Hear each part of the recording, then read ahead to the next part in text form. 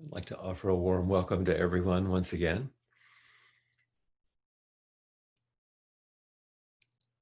It's good to see you all filing into the clouds window. As we do, other people will join us, I'm sure. So let's enjoy a few minutes of sitting, of upright, attentive presence. And we'll engage the verse of the robe, chant it 3 times at the bell at the end of the sitting.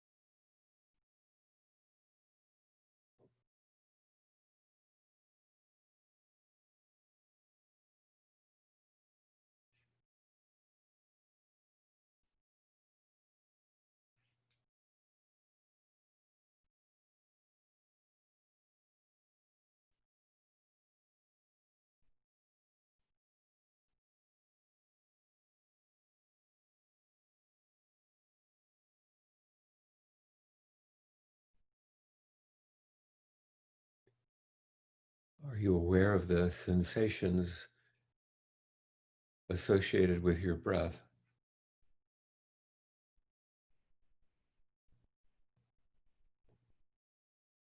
Maybe a slight rise and fall of your tummy.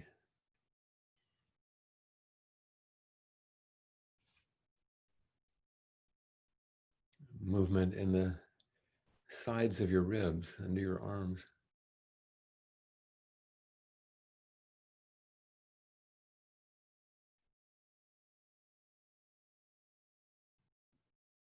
Through your nose.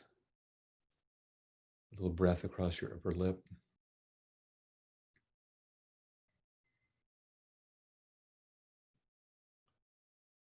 Maybe take just a gently larger breath, not a big breath, but just exaggerate just a little bit to wake up your attention to your breath, and then rest and allow your breathing to continue on its own.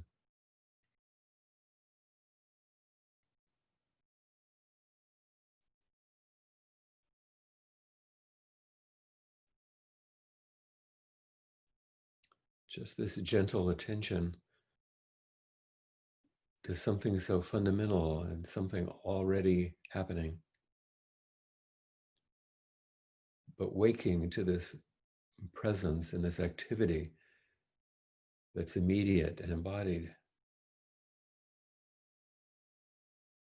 is a doorway into remembering what's always and already present. Our life, the function of our life,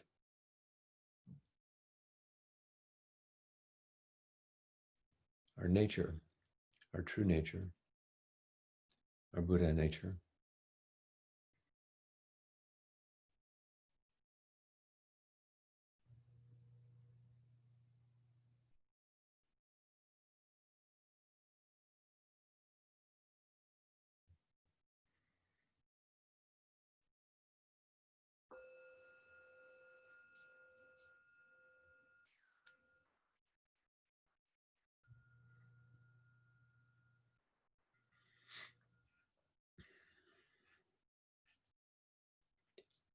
And now with me, the verse of the robe.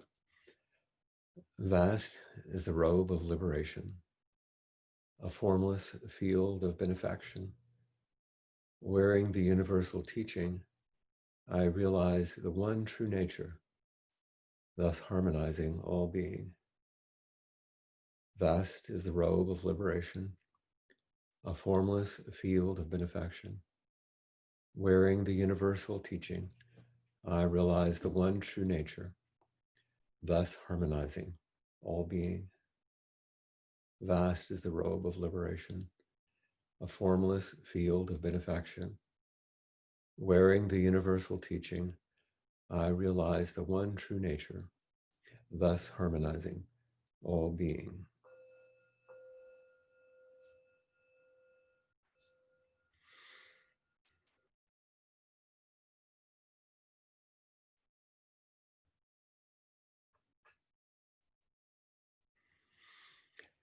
As we said those words this morning, for me it's morning, today, I was, something was called up, how much we would wish that each person, in whatever situation, whatever life circumstance, whatever age, race, color of their skin, function of their health right now, would be wrapped in liberation.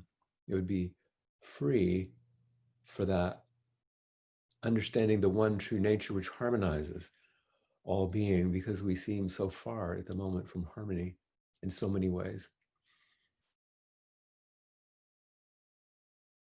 And this liberation is vast. At least that's our practice and our reminder as we chant. But it only is present through our actions. Otherwise, it's just a concept or some really great idea, but it's not manifest. Suzuki Roshi once said, technically speaking, there are no enlightened people. There's only enlightened activity. There's only enlightened action. Wakefulness is not something a person can have. It's the ground of our being that rises up through our practice and awareness of wakefulness. We come to realize something and then act accordingly. And that action is what we're hoping for in the world. There's a particular piece of this which I've been thinking about quite a bit during the current situations we're faced with. And it has to do with our ability to come forward. There's an old story some of you may have heard that the first generation Japanese teacher here in America, Katagiri Roshi, once told about he and his teacher. And it reminds me of being in Japan in the ofuro, the baths, where we would go and the big vessels of water that was heated by fire, and to take our baths, the men at a certain time, the women at a certain time, alternating. And in this case, Katagiri was talking about being an attendant to his teacher. And when they would go to the bath, he would, to take their bath, he would always ask his teacher, "Would you like me to scrub my back? Your back, sorry." And his teacher would always shrug him off with kind of a, ugh, like he was being bothered. He wouldn't say anything, but he would, with his action and his body language and his grunt, he would reject it time after time, day after day. Until one day, Katagiri didn't ask. He just scrubbed his teacher's back. And his teacher's response was, ah, with an assent and a gratitude in his body language, this time in his sighs.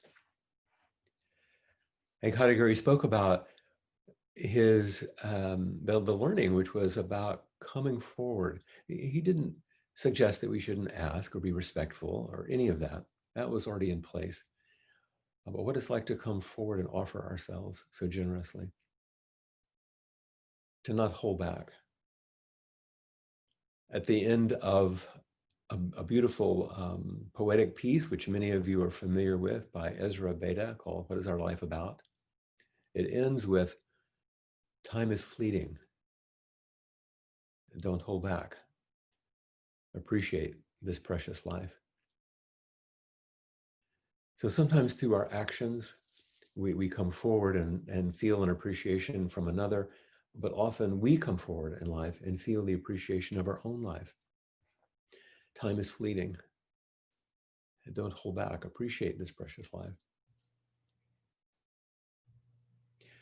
There's a classic koan, an ancestor story about this imperative that we respond, do something. And I couldn't help but think of conversations I've heard recently. Of course, they're all online, are recorded, but they're quite strong and arresting and challenging. And one of them, in which a white person asked a Black person who they knew, who was a friend, this person said, "I'm so afraid to come forward. I'm afraid I'll do the wrong thing, say the wrong thing." And I want to reflect on that. But here's the old story about that. And we're not going to go into this koan in great detail because it's a challenging one and a disturbing one to some people, but it's the case 14 of the Mumonkan, in which Nanchuan, who's the teacher, comes into the zendo and sees the monks fighting over the temple cat in some way. And so he grabs the cat and he holds it up and says, "If you, any of you, can say a word of Zen or truth, you can say something that's real, you'll save the cat." And he's holding a sword or a knife. "Otherwise, I'm going to cut the cat in two." No one answered. And the story says that he cut the cat in two. There's many interpretations that he didn't actually sacrifice the cat, but let's say for a minute that this is the challenge. Later, Zhaozhou returned to the monastery, one of the other senior priests, and Nanchuan told him what had happened. And Zhaozhou took off his sandals, put them on his head, and walked out. Nanchuan said, "You know, if you'd been here, you would have saved the cat." Now, this action, which seems bizarre, there's a reference in ancient China, putting one's sandals on one's head was a piece that suggested you were grieving, that something had been lost and you were grieving. So in some ways, I hear that there the request to say something of truth. In this case, Zhao came back and indicated his grief and did something, offered himself. He didn't hold back, even if it was strange, even if it was odd. But the monks couldn't. And so something happened. And this is an example of holding back in a discourse that's required because we're so afraid of making a mistake. And in the interaction between the white person and the black person that I was watching, the black person said, please come forward and make a mistake, but do something, engage me, talk to me. We'll work it out. But if you don't come forward, we can't do anything. Trust stepping in and making a mistake so that something can happen, is what the koan is saying, so that we can appreciate this precious life, so we can feel a sense of relief that we've met in some way. Don't divide reality, cut in two. I'm over here, you're over there. I don't know, the poor cat. Respond. Now, when I say things like this, I'm not suggesting that we should be impulsive and just do whatever. Certainly not to act out of our conditioned reactivity in some way that, frankly, can be harmful or disrespectful, really painful. These things require discernment, wisdom, and to come forward in this way requires kind of a sensitivity, a kindness and compassion. And that is why we practice, to mature this willingness and to mature our skillfulness so that we can come forward, like Nanchuan was asking the monks, just come forward, do something, meet me so that something doesn't die. But to do so with some attention and some care. A lot of you who have practiced in a classical Zen setting really know this one well. And I'll give you examples of what I mean. When you're asked to do roles in the Zendo, you might do the clapper that comes in the morning to help us get ready for sitting. You might be the timekeeper who's ringing the bells in a very specific way at precise times.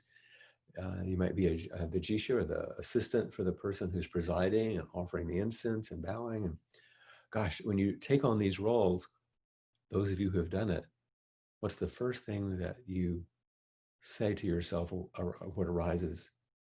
Oh my God, I'm going to make a mistake. And because it's public, I'm going to be humiliated.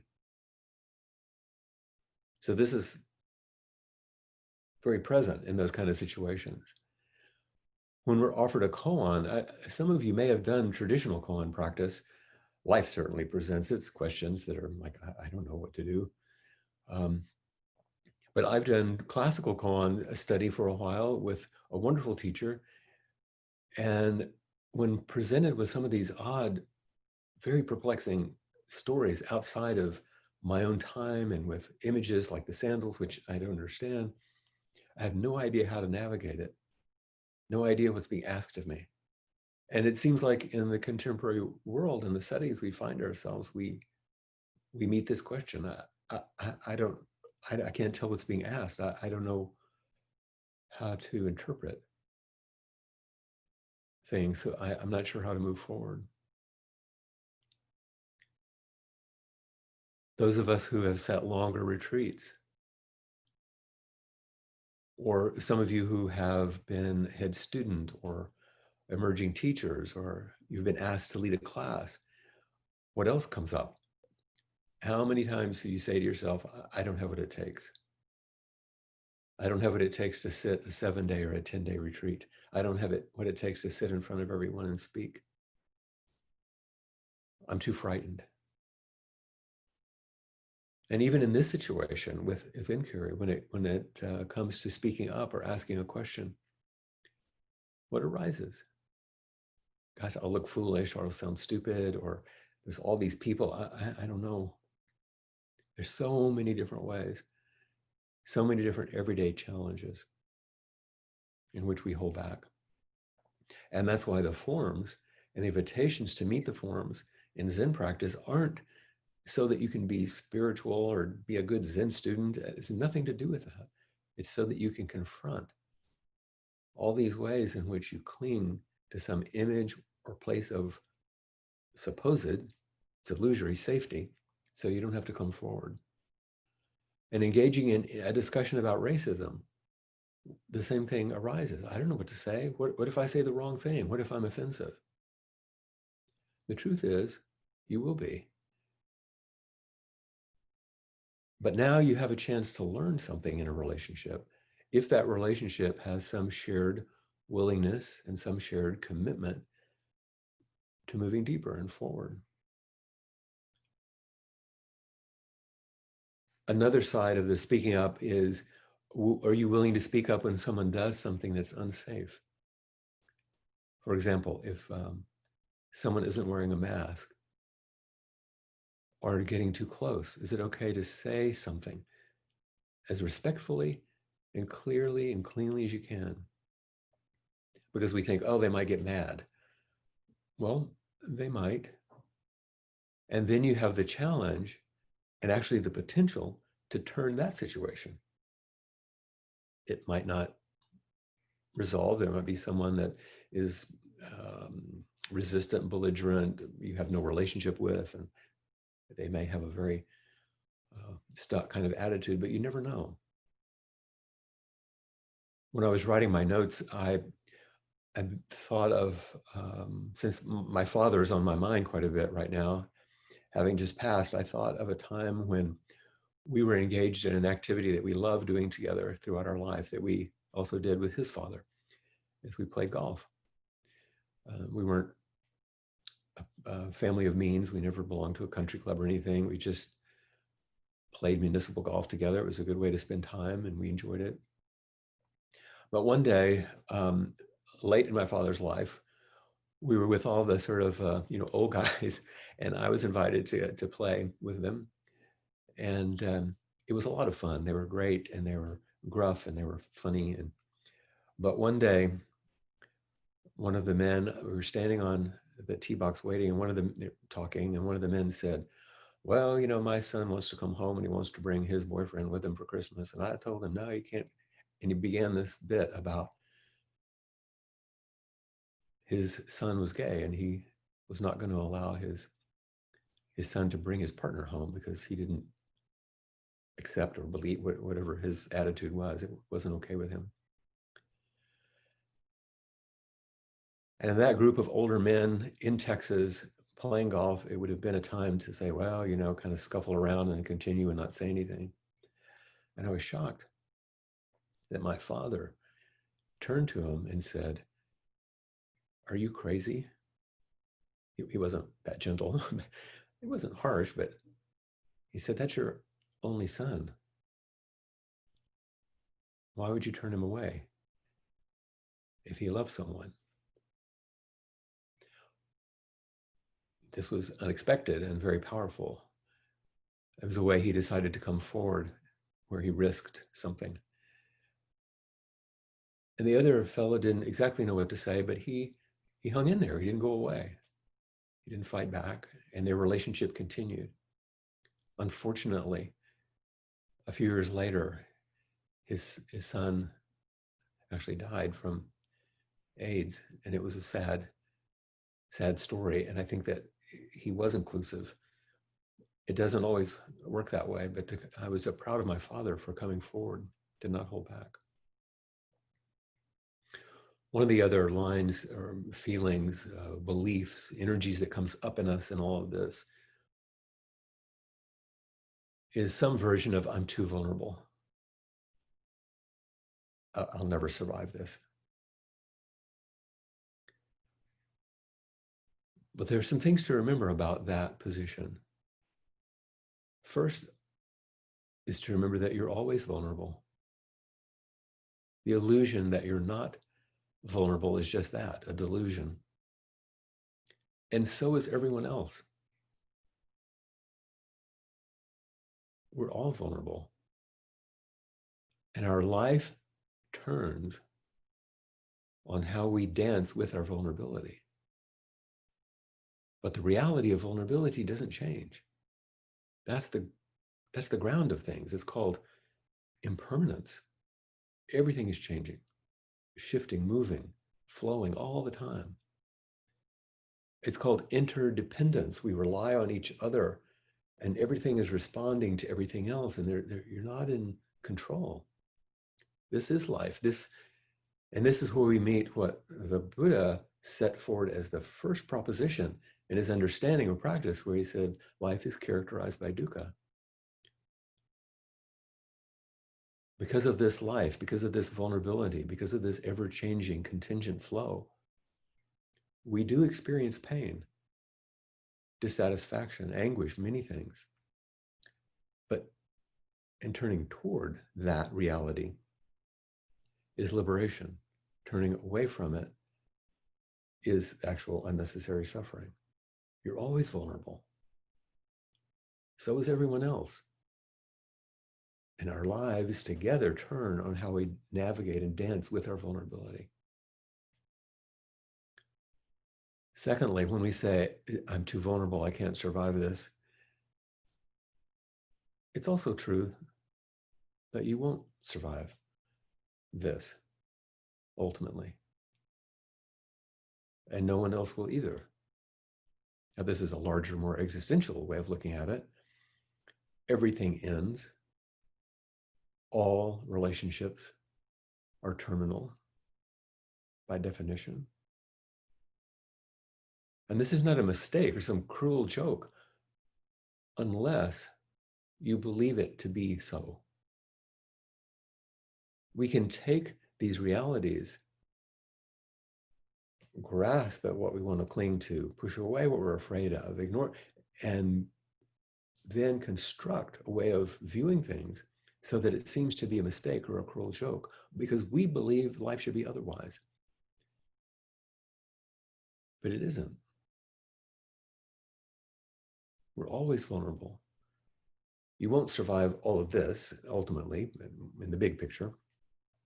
It may feel like you don't survive certain moments. And that brings us to the third piece, is that shame and humiliation are terrible to bear. That's true.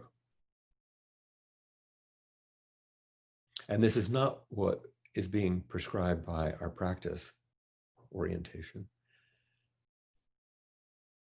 In fact, these forms of anguish, shame and humiliation, are a form of cutting. Remember our cat. Because shame is a break, a turning away, a break in connection. If someone is caring, connected, intimate, somehow in relationship, if that is broken, a turn away, a rejection, even without it being spoken, that loss and that feeling there's something wrong with me, not that I did something wrong with me as a human, as a person of value, creates a kind of a shame and a humiliation. This is why turning toward each moment together and the shared, embodied immediacy of the moment is so powerful. It's the edge of our deepest longing, as I've said before, for love and connection, and the terror of loss and shame. It is a difficult edge, that's true. I'll be too vulnerable, I can't survive this. But remember, we're always vulnerable, and our life turns on how we navigate it. We won't ultimately survive, and that's not just some bad news.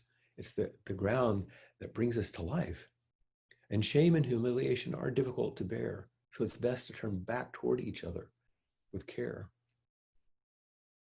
And it's a good idea to realize these truths and practice with them, because they'll come to you faster and more powerfully than you think.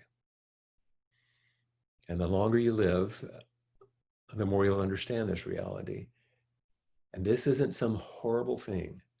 This is the entry point to joy, to incredible beauty, to awe, to profound humility and overwhelming gratitude, not despair.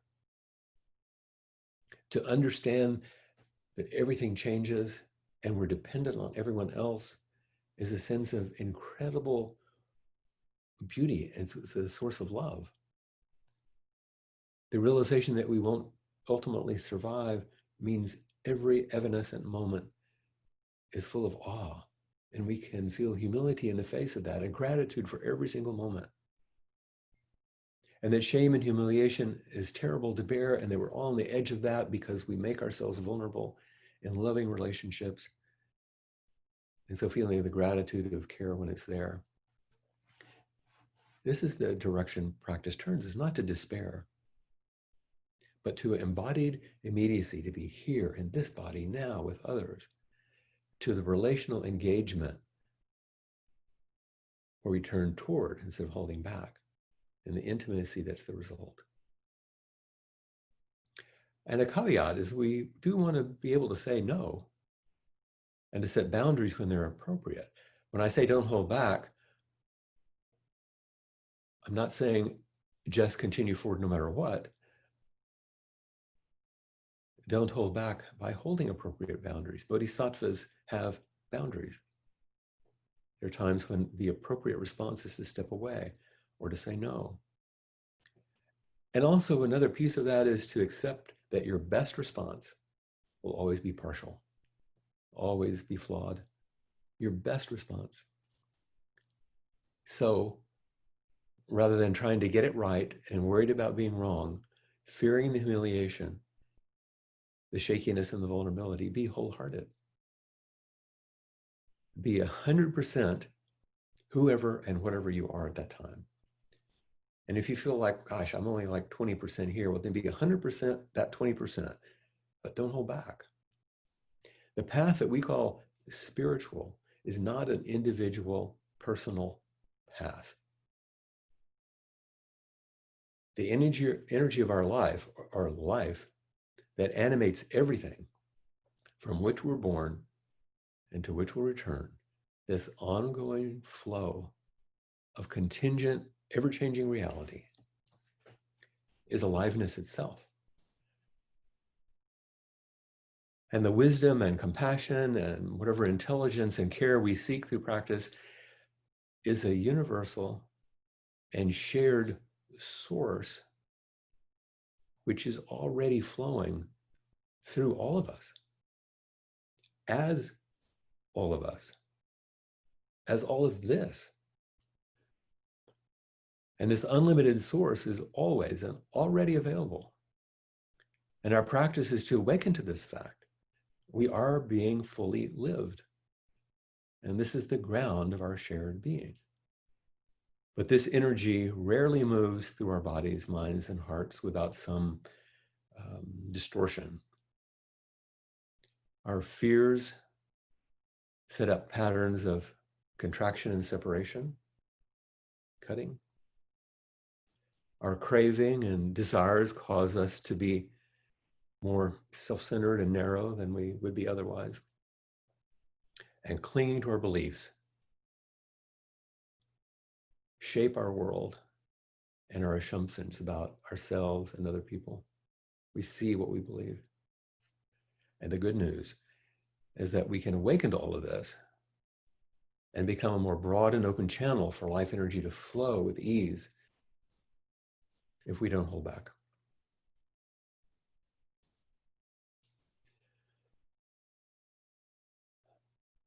So now you have a chance to not hold back, to raise your hand if some of these things have invited you to offer something to our group, and or to ask a question, or to touch on some bit of vulnerability that would be useful for us to meet.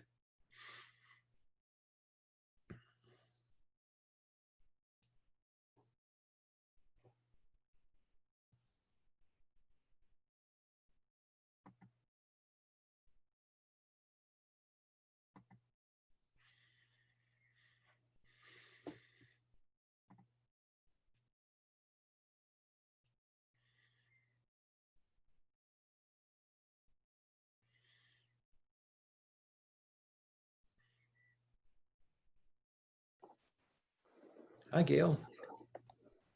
Hi, Flint. Oh gosh, you look like the same color as the sunset yesterday. Golden. Your camera. Yes, Sorry. it's so good. It's so good to see you and talk It's with wonderful to see you. It's been a while. you. I just wanted to express some appreciation to you uh, with these talks, these inquiries. I've been Mhm. listening every week, but I haven't raised my Oh, hand. uh-huh. Good, good. Well, you've been Uh, very steady for so long. yes, yes, and I'm in California now. So Okay. um, last week you talked about avowing and about Ho'oponopono, Mm-hmm. Mm-hmm. and I just wanted to say that I began to use it. Um, I'd heard about it before, I'd read about it before, but something in the way that you brought it forward resonated immediately with me. I'm here in California with my husband and my son, who is, I'll just by way of explanation, is from another marriage and he's Black. Mm-hmm. And as you know, sometimes things, there's a little conflicted energy going on between the two of them or between the three of us. Sure. And It's a um, family. it's a family and we're all, together. So I began to use the Ho'oponopono last week. It started with some negativity I was experiencing from my partner. And I began to become aware of what it was bringing up in me was a contraction, a suffering, and I wanted to fix it. Mm-hmm. And instead, I silently began to do the Ho'opono chant, Uh-huh.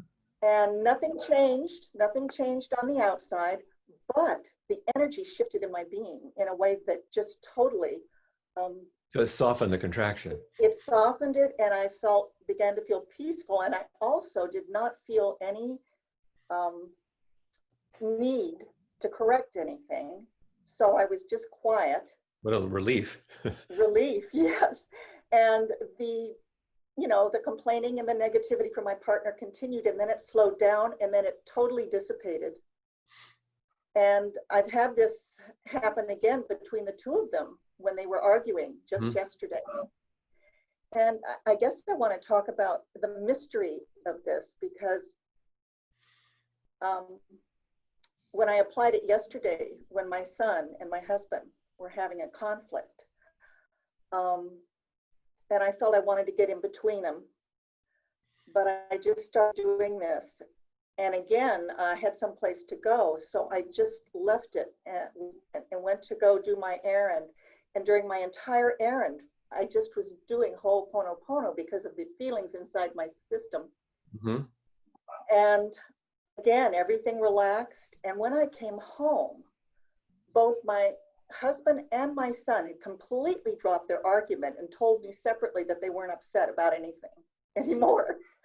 And Some days are good days, so I don't know how this works exactly. I have a sense of it, Mhm. but this forgiveness is is very powerful because it's not forgiving them, it's forgiving me. And in some way, shape, or form, in doing that, the energy shifts throughout the entire relationship Mhm. little pod that I'm in. It's hard to know. It is a mystery, and I don't pretend to know. I think certainly the Hawaiian culture has ideas about that, and it is more esoteric and mysterious. But even from a super practical point of view, if you think about in refraining from what doing you would normally do and softening your own heart, you're not getting in between, but instead opening the container and not throwing any fuel on the fire. You're not making it worse,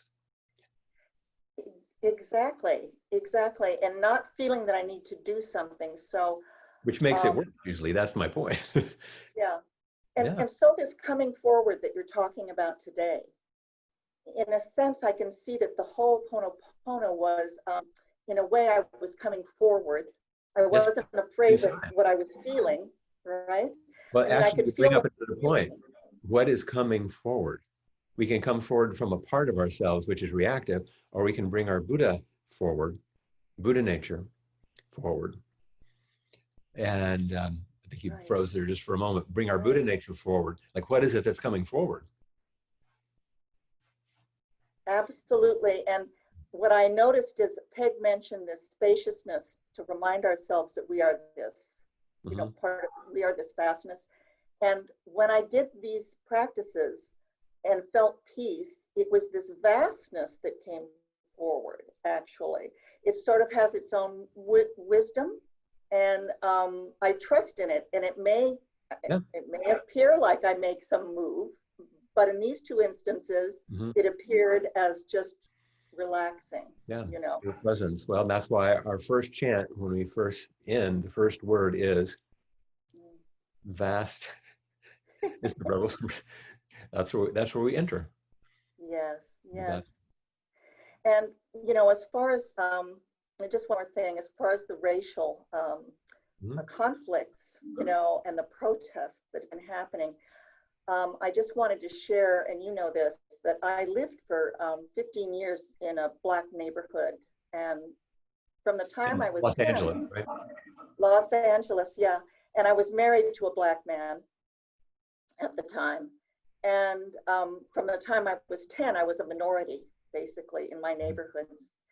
And what I came to understand, which has really helped me, is that everyone at heart has the same, wants to be happy, wants to be safe, wants to be loved, cares about their family, and it doesn't matter what the outside is. And from there, you can relate. I can relate to that. I did relate to that. And pretty soon, there are cultural differences, but those aren't the predominant thing, you know, that you notice if you're in a situation like I was. And also the other thing is, in the Black community, I was, number one, I was accepted and cared about. And sometimes I had bad experiences, just normal for any place. But the thing I noticed is that they were more concerned about what was going on with white people on a daily basis than I ever had thought about what was going on with Black people. They have a hypervigilance in these neighborhoods because it's been their experience that you have to be vigilant, right? And that's the thing that breaks my heart. So continue your practice for the whole community. Exactly. What is it? It's, I'm sorry, please forgive me. I love you. Thank you. Gratitude. Thank you. Thank you.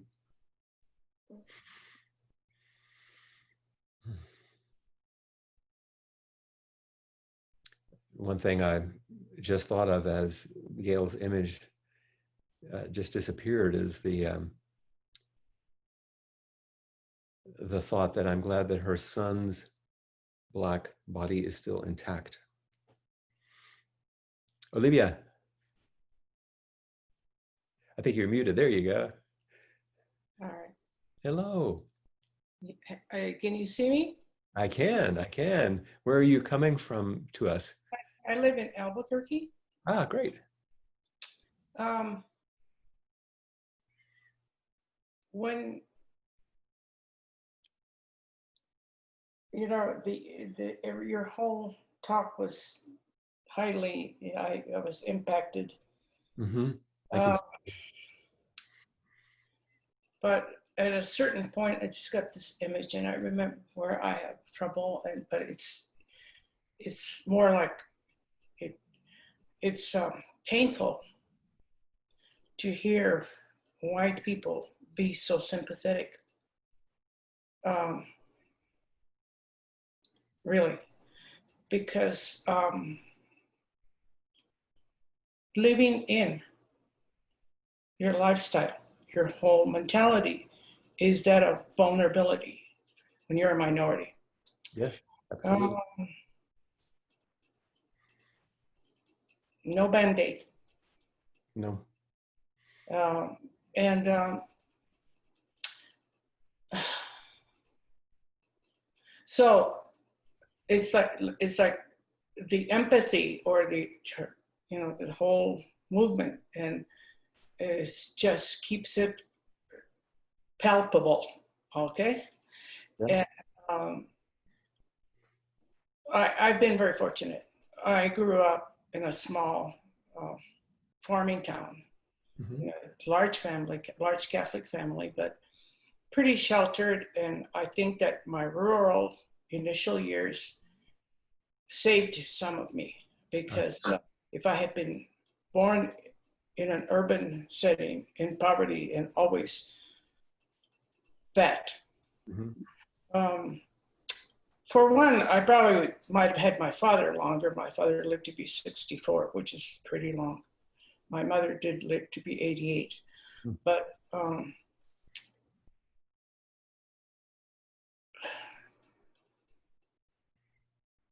so when you were talking about stages, I just thought the first thing that popped was that it's so hard to have somebody who is so resistant.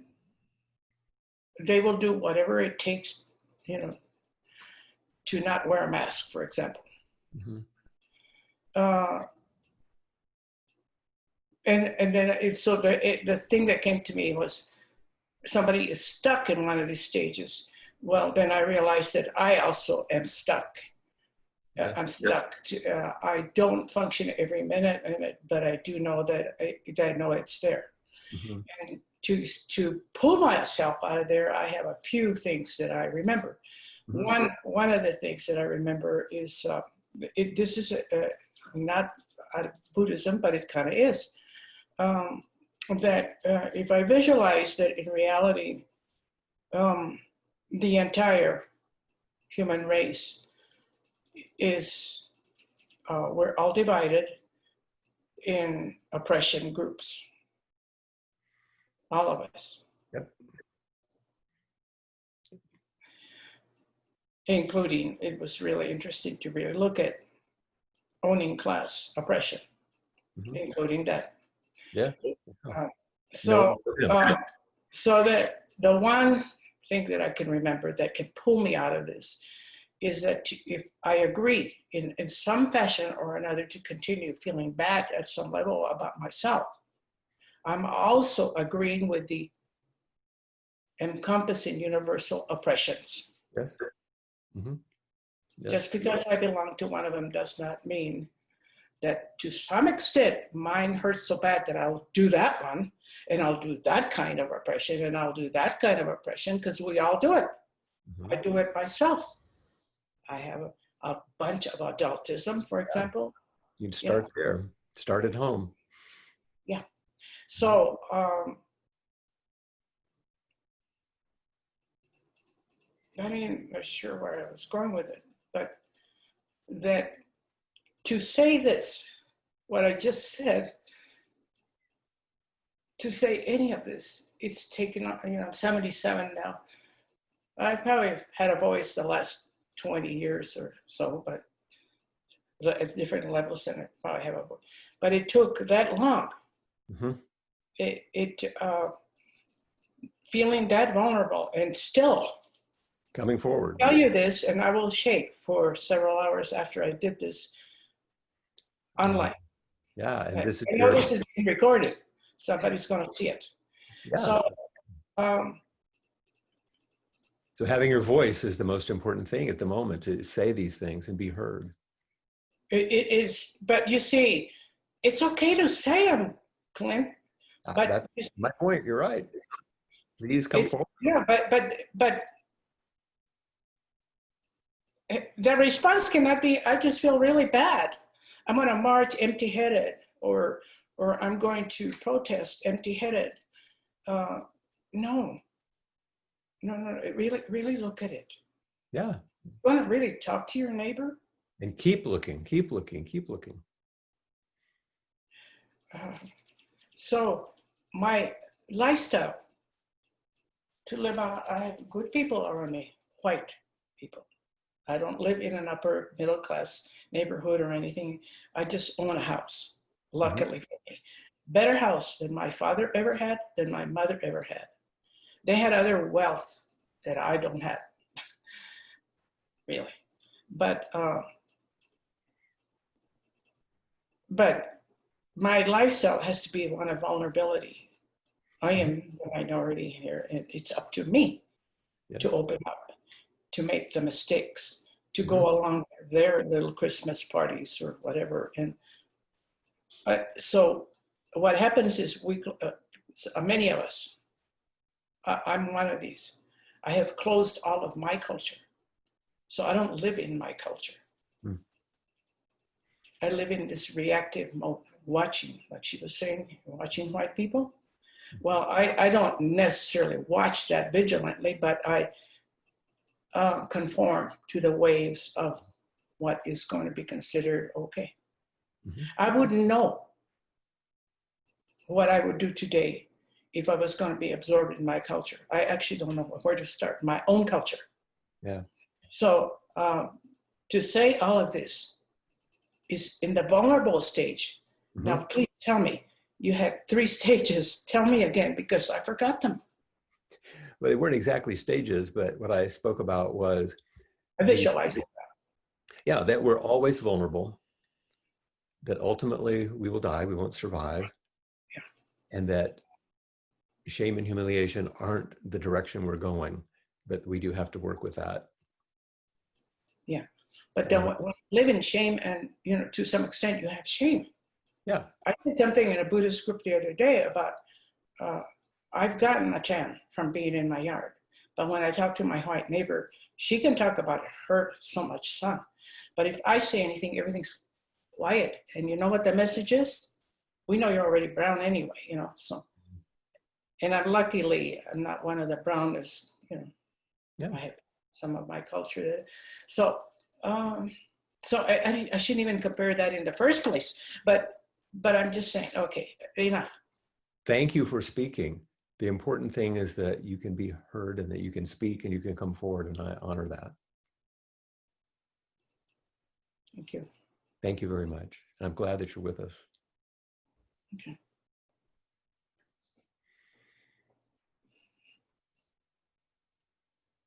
It's also really good to hear a new voice we haven't heard before.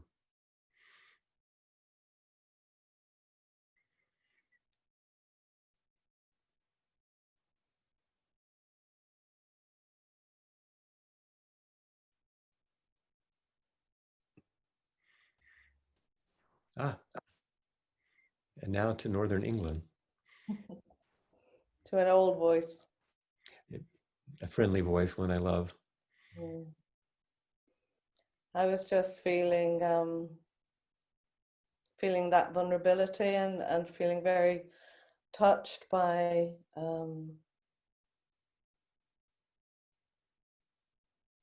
that sense of having to live a life of vulnerability, and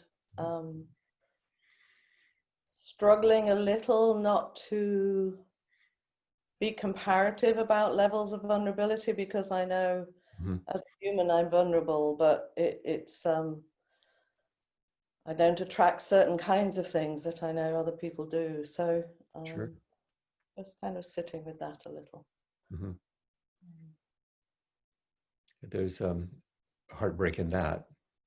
Yeah, just trying to find some way of how do we honor what our own vulnerability, and not and know that it's different for different people and there are different vulnerabilities. So yeah, I'm kind of not quite where I was when I pressed the little hand, because I'm feeling really caught by that. But the sensitivity to understanding that, yes, there's a general existential sense of vulnerability we all have, but there are specific enacted cultural vulnerabilities we don't all share, actually. Absolutely. Yeah, they're quite different. Yeah. And it's more complicated than that, because gender makes a difference, age makes a difference. Yeah. The young people who are privileged are different than the ones that Josh taught. They have a different vulnerability. I'm in your lovely home, and but all we have to do is walk a few blocks. Yeah. And you see a different kind of vulnerability that we just don't have to bear, and yet you have to witness. Yeah. And so these kind of things. I get on a train in London in the midst of all of that, and then end up in Preston at the station, and I get off, and it's like, oh, it's different here. Not bad. No. Yeah, but it's different. And Yeah. I'm not exactly sure which vulnerability I would choose, Yeah. The kind of a vulnerability in the beautiful big city too, that's like, Yeah. on and on and on. But it feels like the most valuable thing I can sit with in some ways is that we share vulnerability, even if we don't share the same vulnerabilities. Yes, and I'm glad you said that. That was my point, is that we do share that, even if it's not the same. It isn't the same, and there are different ways, and that's there. So my vulnerability was also about wanting to share something that I'd written with you. Oh, good. Please. As I do. Yeah, as you do. So I wrote this a while ago. I don't want to wonder anymore if my love is welcome. I don't want to wonder any longer if my love is received. I don't want to let the vulnerability of loving be the barrier that prevents me from the deepest intimacy that unbidden, unconstrained loving opens us to. There is always the fear of not enoughness or of too muchness, of not being who or how someone wants me to be. The barriers of fear can cool a heart. Shame can shrivel a tender heart, slow the blood, not quicken it. But now I want a warm and tender heart that beats and carries me forward fully into life, and that life will turn towards me without holding anything back.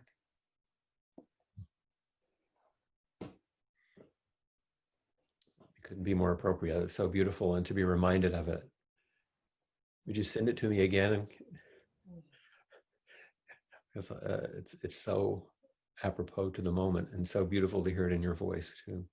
And I think it was because of what you were talking about, that sense of the turning towards just always carries this, beating heart, sweaty palm. Oh my God, I'll be too much. Mine is very rarely not enough. It's usually too much. But yeah, there's something about the aliveness of a quickened heart. Mm-hmm. So thank you for your teaching. I'm so glad you're here. and the two of you as well. Yeah. So, thank you. We were hoping to have Jasper, but he left just before we met. And for those of you that don't know, that's not one of their actual children, but a cat. We have more photographs of Jasper, though. Thank you. Yes, and I'll be back in touch with you. I'll just say, since we're here at the end of our time, that it looks like we've maybe worked out a situation to go ahead and do a completion of your head student time online. Oh, perfect. I was going to tune in to Joan's ceremony and have a sense of that. So yeah, this Sunday, please do, then you get a feel for it. Yeah, we're planning to be there. Thank you. Thank you so much.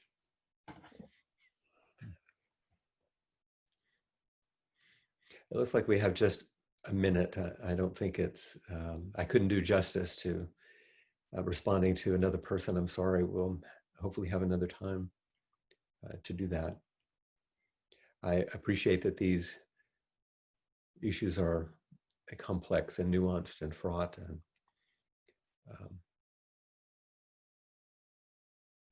but you have to not hold back and come forward, and so I do my best, and I really appreciate you also doing your best to come forward in this way, so that we can navigate them and wrestle with them together. So we'll remind ourselves by the 4 practice principles, the very things that more beautifully and poetically Trudy said in her poem.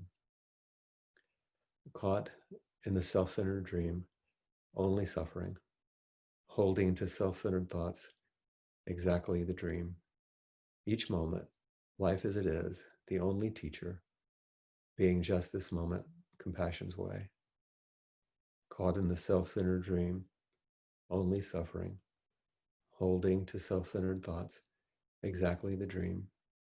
Each moment, life as it is, the only teacher, being just this moment, compassion's way. Caught in the self-centered dream, only suffering, holding to self-centered thoughts, exactly the dream. Each moment, life as it is, the only teacher, being just this moment, compassion's way.